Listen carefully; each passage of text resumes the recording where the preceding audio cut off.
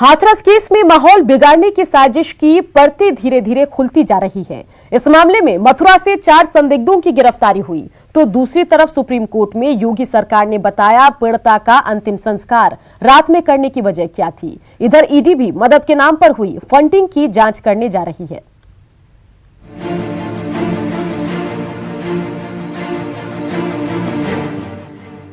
Hathras case में इंसाफ की आड़ में उत्तर प्रदेश का माहौल बिगाड़ने की साजिश रची गई थी।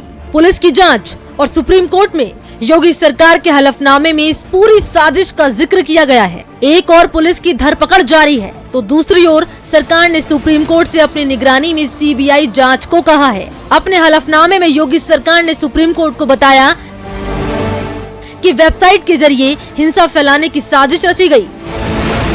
जस्टिस फॉर हाथरस में हिंसा फैलाने के तरीके डाले गए। वेबसाइट में मदद के नाम पर फंडिंग कराई गई। मृतका का अंतिम संस्कार रात में कराना सही था।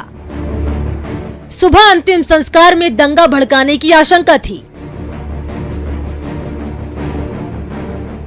इधर हाथरस केस के बहाने प्रदेश का माहौल बिगाड़ने की जांच में पुलिस जुटी है। पुलिस ने मथुरा से पीएफआई के 4 सदस्यों को गिरफ्तार किया। इनके पास से मोबाइल, लैपटॉप और संदिग्ध साहित्य मिला। यूपी के 8 शहरों में अब तक 19 एफआईआर दर्ज हो चुकी हैं।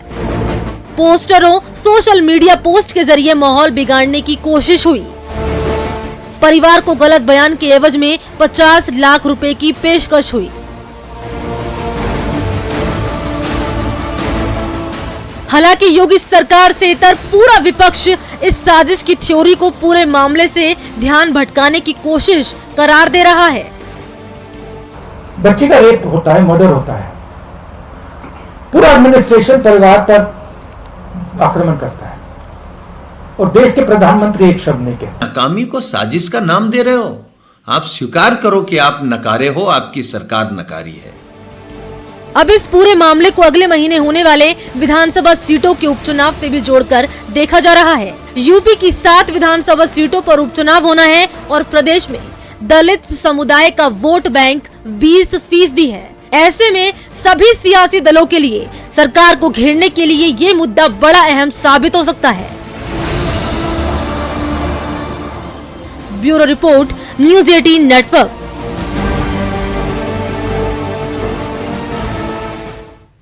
देश में कोरोना मरीजों की संख्या करीब 67 लाख हो गई है, लेकिन अच्छी बात यह है कि संक्रमण की रफ्तार थोड़ी कम हुई है। हालांकि डर और खतरा अभी बरकरार है।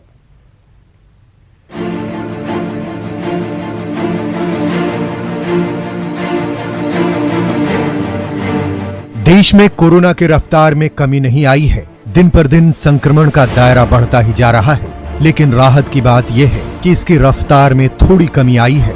इसके साथ ही मरीज जल्द ठीक होकर घर भी जा रहे हैं। वायरस से जंग जीतने वाले 84% लोग हैं। रिकवरी रेट देश में बेहतर हो रहा है। पिछले एक दिन में कोरोना के आए आंकड़े पिछले दिनों के मुकाबले कम थे। पिछले 24 घंटे में कोरोना वायरस के 61,000 से ज्यादा केस सामने आए। वहीं वायरस के संक्रमण के चलते 850 से ज्यादा मरीजों की मौत हो गई। वैसे देश में कोरोना संक्रमित मरीजों की संख्या 67 लाख के करीब पहुंच गई है, जबकि अभी तक वायरस से 1 लाख से ज्यादा मरीजों की मौत हो चुकी है। एक्टिव केस की संख्या 9 लाख के करीब है। वहीं वायरस से 56,50,000 से ज्यादा लोग ठीक हो चुके हैं।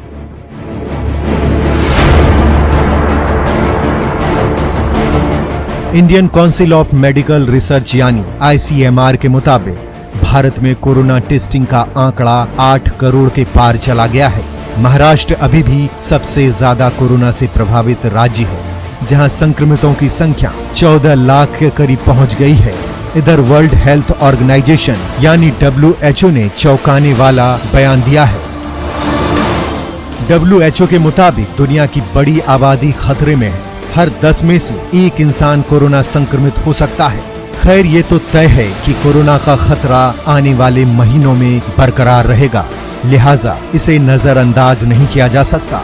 इससे बचने के लिए सतर्क रहना जरूरी है। Bureau report, news 18 network.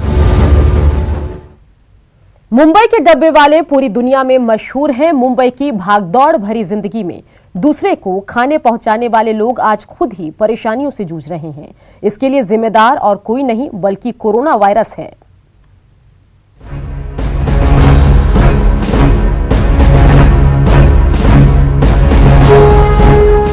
काफी संख्या में कतारों में लगी ये साइकिल पिछले 6 महीने से इसी तरह खड़ी है।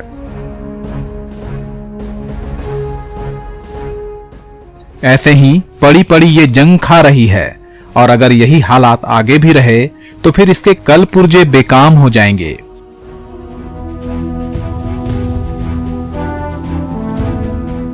ये साइकिल किसी और की नहीं बल्कि उन डिब्बे वालों की है जो लोगों को मुंबई की भाग दौड़ भरी जिंदगी में थोड़ा सुकून देते हैं, यानी ऑफिस में उनको खाना पहुंचाते हैं। कोरोना वायरस के चलते इन डिब्बे वालों का काम बंद है और पेट भरने तक की आफत आ गई है। जब चालू करने का है तो ये हमारे साइकिल सब खराब हो गए। अभी कोई साइकिल एकदम खराब है, गंज से सड़ गई है बारिश में। 6 महीने से बंद है ना, तो अभी कोई साइकिल को 2-3 हजार खर्चा आएगा। और दूसरी बात ये है कोई साइकिल खराब ही होएगा और वो भी हमको दिक्कत है। और महाराष्ट्र सरकार ने डिब्बे वालों को काम करने की इजाजत तो दे दी है, लेकिन मजबूरी ये है कि इनके ग्राहक कोरोना वायरस के डर के चलते टिफिन नहीं ले रहे हैं।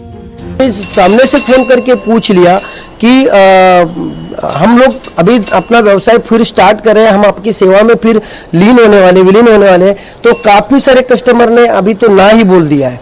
ये सब दिक्कतें हैं, मगर फिर भी हमें आस लगे बैठे कि आज ना कल ये सब समस्या सॉल्व होके हम लोग अपने काम पे फिर रुजू हो जाएंगे।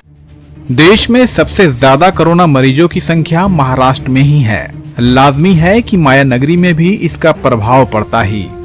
डिब्बे वाले भी इससे अछूते नहीं रहे। Bureau report, news 18 network. BJP और जेडीयू के बीच सीटों की डील फाइनल हो गई और इस पर हमारी नजर टिकी रहेगी। लेकिन इससे पहले आपको बताएं कि इस बुलेटिन में इतना ही। लेकिन बिहार झारखंड की खबरों के लिए आप देखते रहिए न्यूज़ 18 बिहार झारखंड।